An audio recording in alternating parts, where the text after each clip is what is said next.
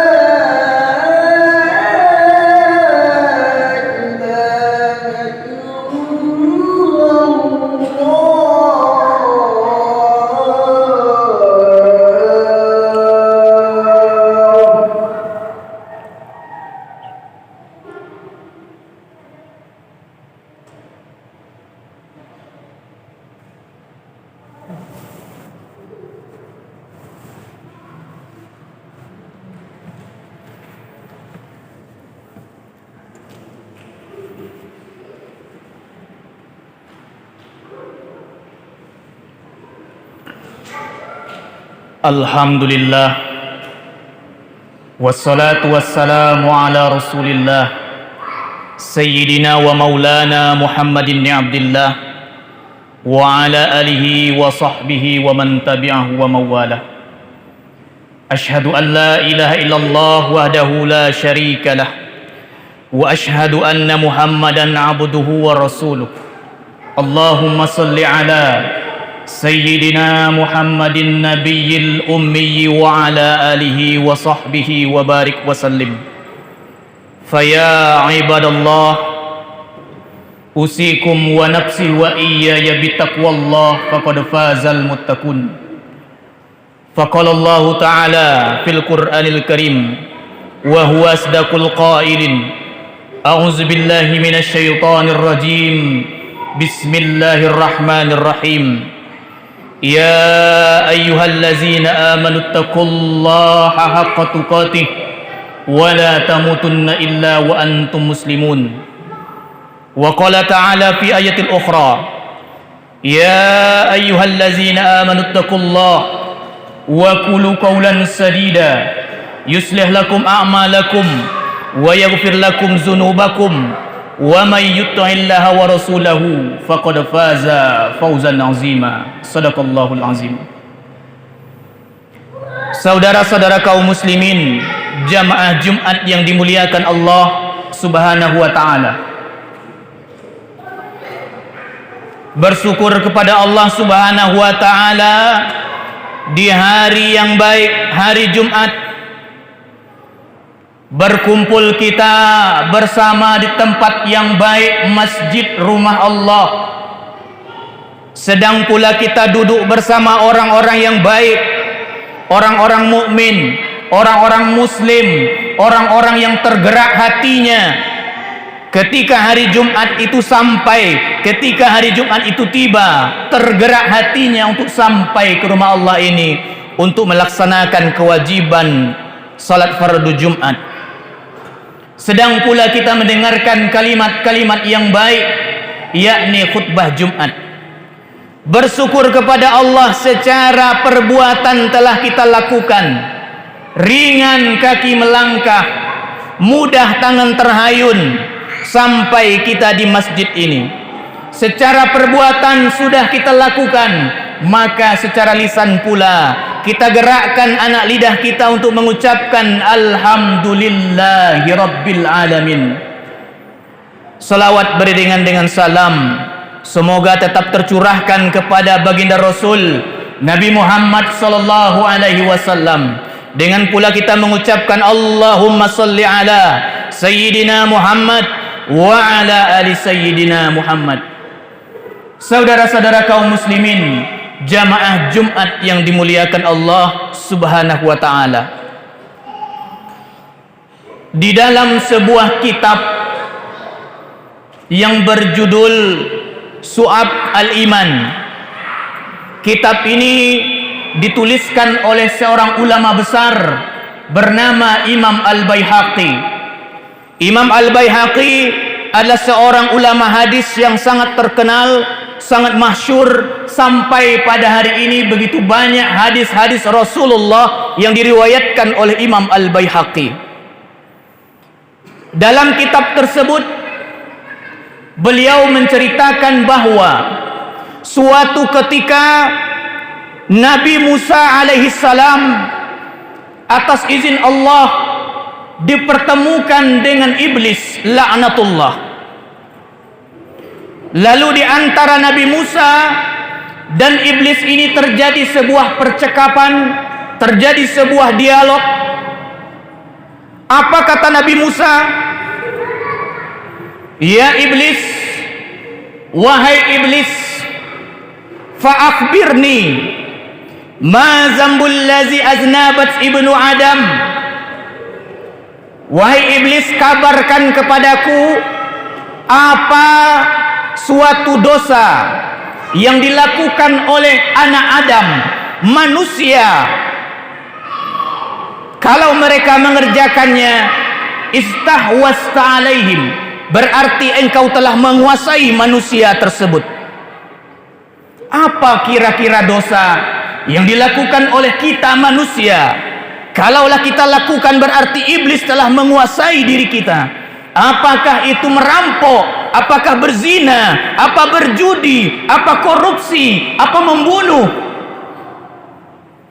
Lalu iblis menjawab bahwa kalaulah manusia itu a'jabathu nafsuhu, kalaulah mereka telah bangga, kalaulah mereka telah sombong, kalau mereka telah angkuh dengan dirinya, merasa dirinya lebih mulia, lebih baik, lebih berharga daripada orang lain, maka di saat itu aku telah menguasai diri mereka, kata iblis. Bangga, merasa bahwa diri baik benar.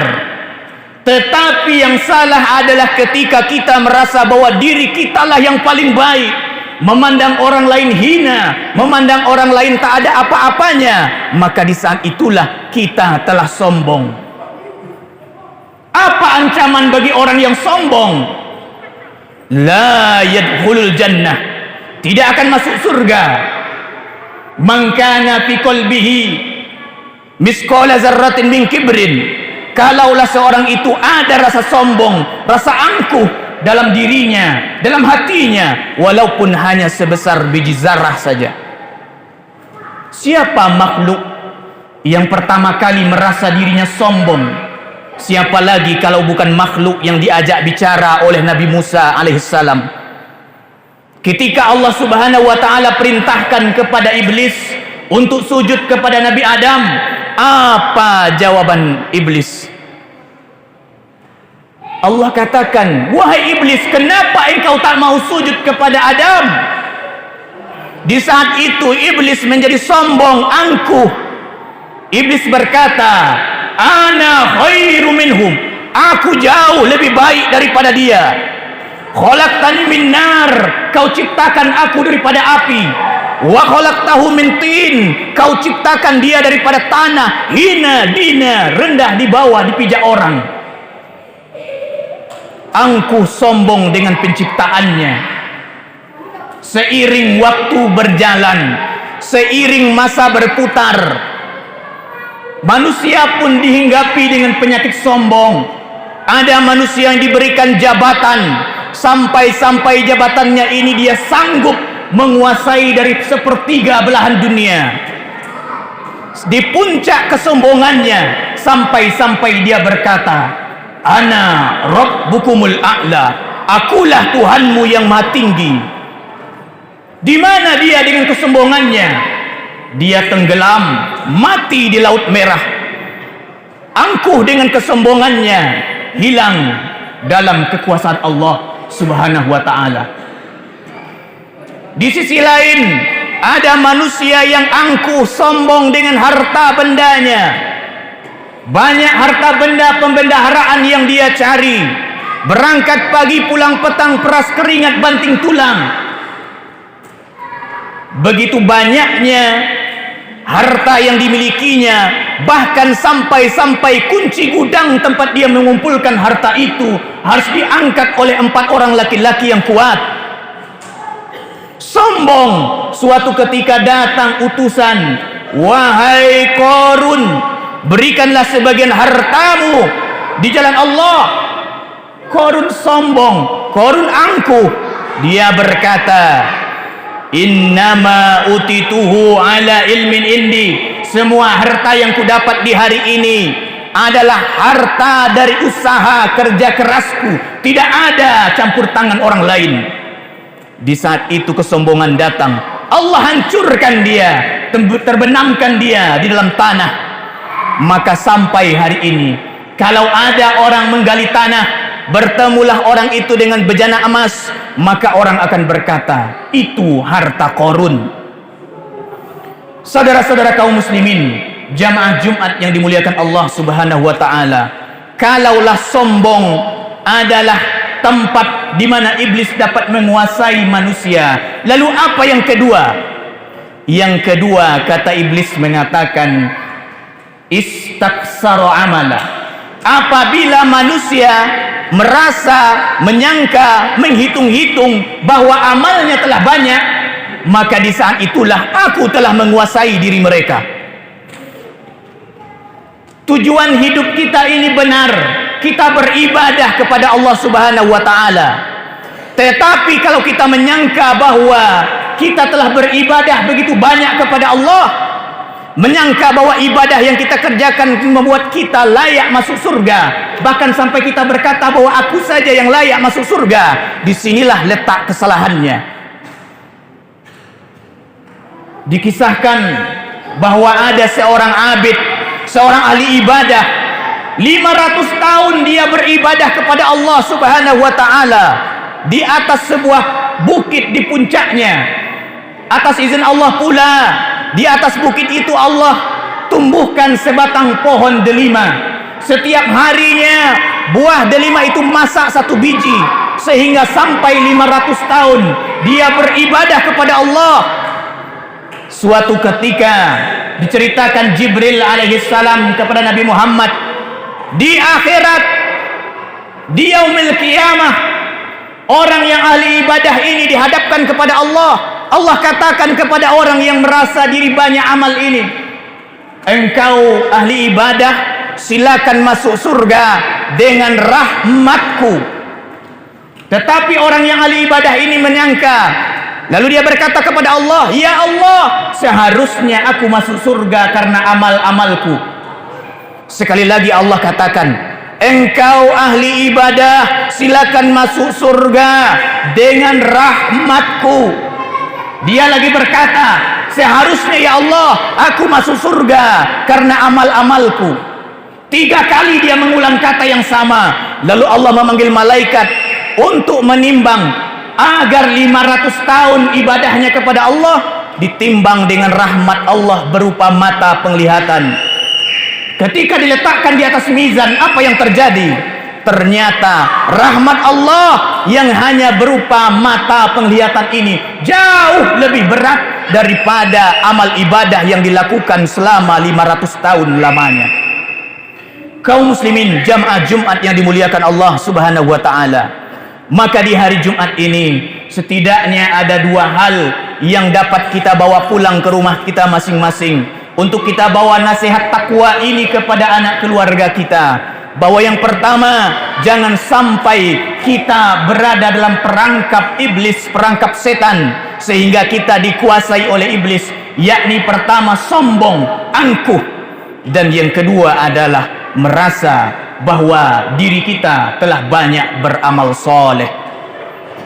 Aqulu qawli hadza wastaghfiruhu innahu huwa ghafurur rahim.